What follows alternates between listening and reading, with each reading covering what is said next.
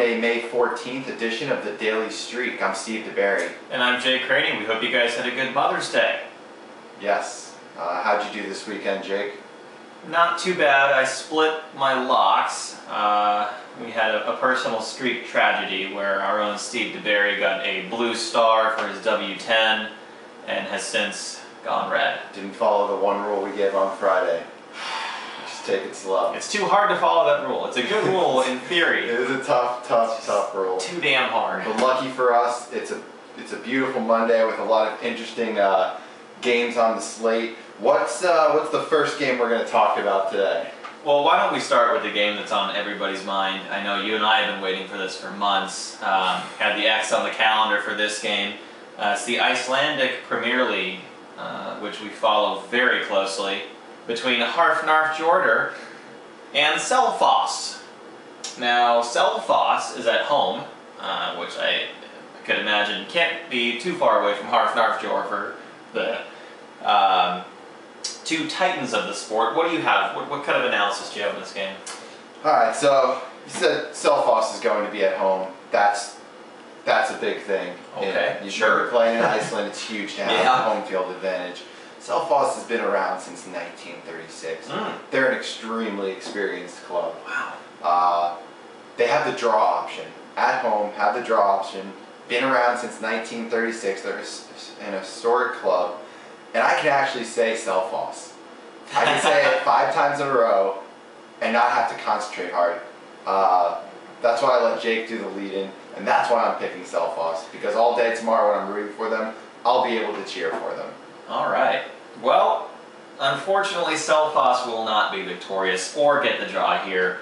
Hafnarfjordur is going to take this. You know how I know? How do you know? Because I did about 1 minute of online research, and I figured out that they are minus 159 for the win in Vegas. They are a much better team. I believe Selfoss just got back up into the the first league of Iceland after last year being in the second league, and Hafnarfjordur is one of the top teams in Iceland. This is going to be a massacre, folks. This is, I mean, bet the house on this game.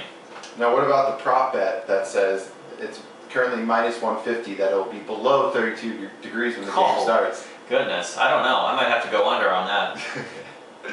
Alright, well, let's move on to the next game of the day. Obviously, that's the main matchup of the day, Hafnarfjordur versus at Selfoss. I'm surprised it's not the progressive matchup of the day, to be honest. And I'm also surprised that we should have just dedicated the whole 10 minutes of this first segment to that, but we're not going to. We're going to move on, and we're going to move on to a little college baseball. First college baseball matchup on Streakin TV. We have Florida State winning by 3+ runs, or Clemson with any other result. Interesting. What do you like here, Jake? Well, this is interesting because you got Florida State, who's the #1 team in the country, and they just came off a 10-game winning streak recently, but they've dropped 3 of their last 4. They've just gotten in a little bit of a funk playing away from home. And tonight is going to be the second game of a doubleheader that's scheduled, and it might be raining in Clemson off and on. So I see a lot of fatigue for this game and a low-scoring game. So even if FSU comes out on top, I can't see picking them by 3+. I'm gonna take any other result. FSU wins 4-3. I agree with you 100%. Same reasoning. Clemson, any other result, nothing else needs to be said. Let's move on to the next matchup.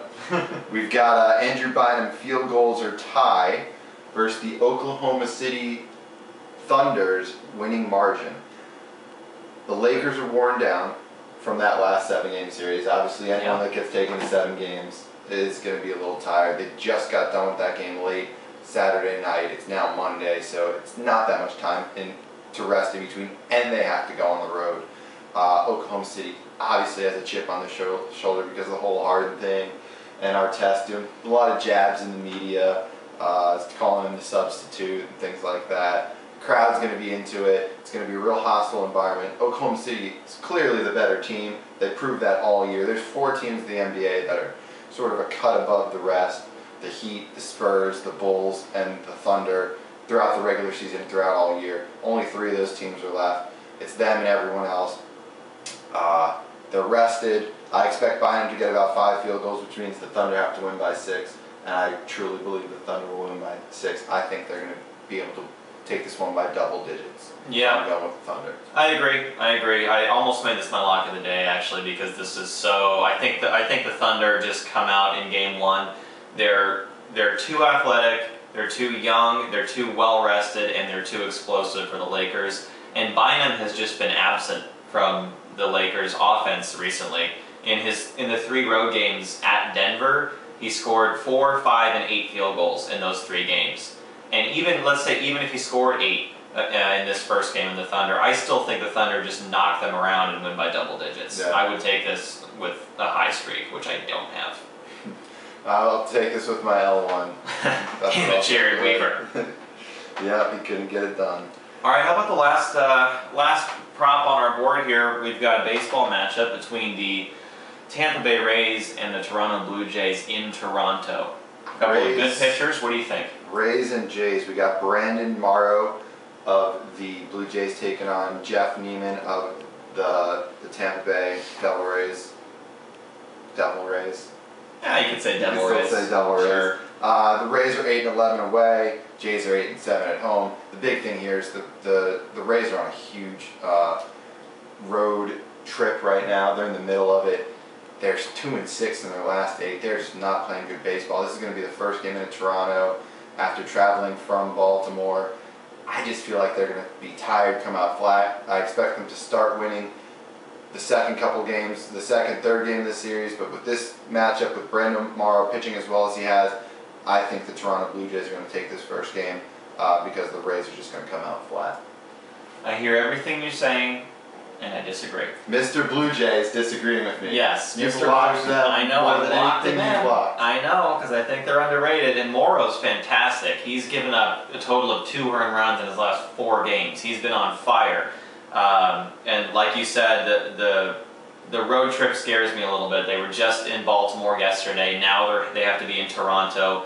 They are going to be a little bit tired, but I'm still going to take the Rays. Neiman has been really good, especially his last outing. He pretty much dominated the Yankees through 7 innings. And like I said, Morrow's been amazing, except the last time he faced the Rays. It was at home in Toronto, and he got knocked around for 6 runs in a 12-2 loss. Rays come out, Rays take this. All right. Guys, I'm 22-10 so far with our picks for the year. I'm saying Jays. Just trust me on this one. Trust me on this one. You got it right there. The Toronto Blue Jays. Unbelievable. Let's take a quick break. We're gonna be right back with Charles's pick of the day. And that guy is hot. You do not want to miss this. Yeah, let's just watch Charles. Let's just have him pick every game. We should have him do it the panel. He should be a third year. Stick around.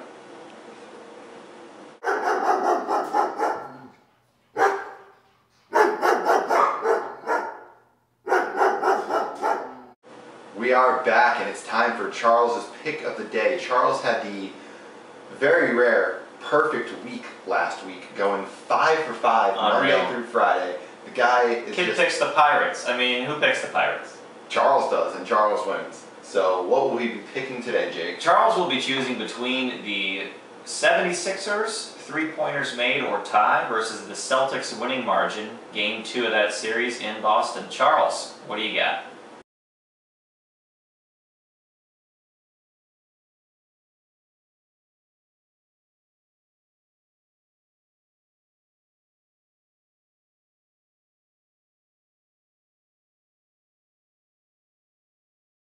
There it is, Charles going with the Celtics.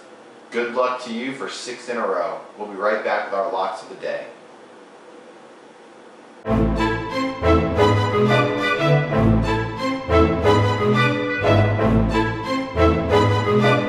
Welcome back to the Daily Streak. It's time for our locks of the day.